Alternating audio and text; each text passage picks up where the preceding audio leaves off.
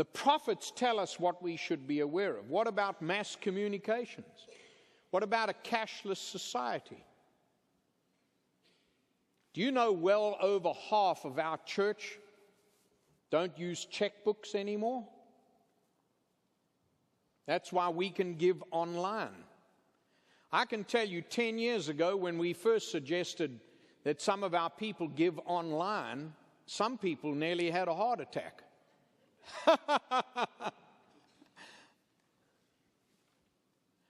You remember the days when we used to come to church and someone would sit next to us and get out an electronic gadget and we thought that the devil himself was taking a seat in church?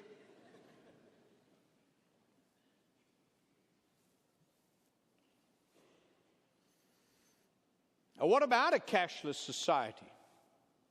What about the European Union? What about the United States of Europe? What about the rise of Antichrist? What about this so-called religious prophet? What about the unholy trinity?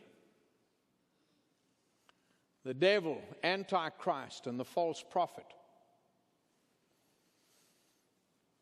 What about earthquakes?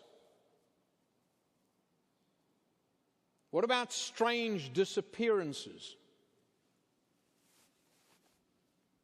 Where does all this, does this fit in the script? The prophets tell us what we should be aware of. They tell us to look out, to watch out, to be aware of. Jesus said, I didn't come to abolish them. I came to fulfill what they're saying.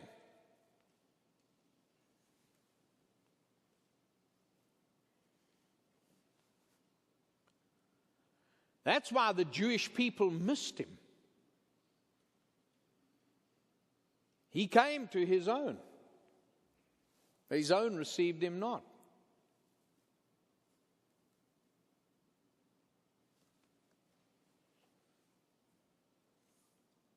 But to as many as did receive him, to them gave he the power to become the sons of God, even to those who would believe in his name. Why would Jesus do this slap bang in the middle of his Sermon on the Mount? Why did he just suddenly stop? He's just talking about you need to be salt and light. And then he just suddenly stops and he says, don't you ever make an assumption that I've come to do away, to destroy, to abolish the law and the prophets. In fact, the very opposite's true. I've come to fulfill. Said, in fact, you need to pay attention. If you don't, you got a problem. If you do, you're going to be highly honored in my kingdom. Therefore, I want you to know it's so relevant that unless you think these people who hold to the line of these things, like the Pharisees and the Sadducees, you think they've got it going as religious people? He said, your righteousness better exceed them, which means you cannot do that. Which brings us to the third reason why Jesus said this. Now, this is fantastic, folks. All right, let's just summarize, because I want to lay this third one on you. You've got to really get this. This is wonderful. Watch this, okay? Why did Jesus say this about the law and the prophets? Number one, because the law tells us how to live. Number two, because the prophets tell us what we should be aware of.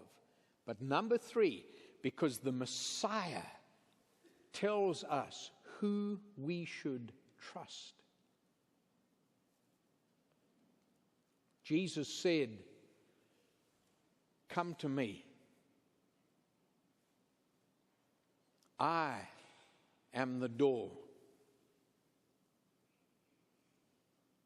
Jesus turned to a group of his closest people and he said, by the way, who do people say that I am? Oh, they said to him, well, seeing that you ask, some people say that you're Elijah, and some people say you're a great prophet. Some people say you're this, and some people say you're that, and I'm sure they would have added. And some people say, you're nothing, like Bill Maher. You know, some people go on television, not just say you're nothing, but say, man, you, God, all that, you're a waste of time. And people by the millions in America will just love Bill Maher and follow him all over the place and just flock to listen to him because he says, man, who's God? And he'll blaspheme the name of God. And probably the prophets had their Bill Maher of their day in their arrogance and their lostness, just spewing out venom against a holy and a righteous God. And they probably said, you got to understand something, Jesus, man, there are people out here. You know, this is a free society. I mean, these people think you're this, and these people think you're that, and some people think you're that. And he turned and he said, but wait a minute, who do you say that I am? And Peter looked at him and said to him, you? You want to know what I think? I believe that you are the Christ, the Son of the living God. To which Jesus said, you are a blessed one, Peter.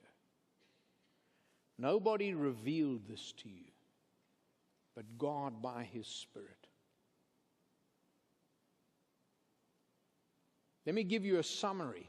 Your righteousness has just exceeded the righteousness of the Pharisees and the Sadducees because you've placed your trust in me.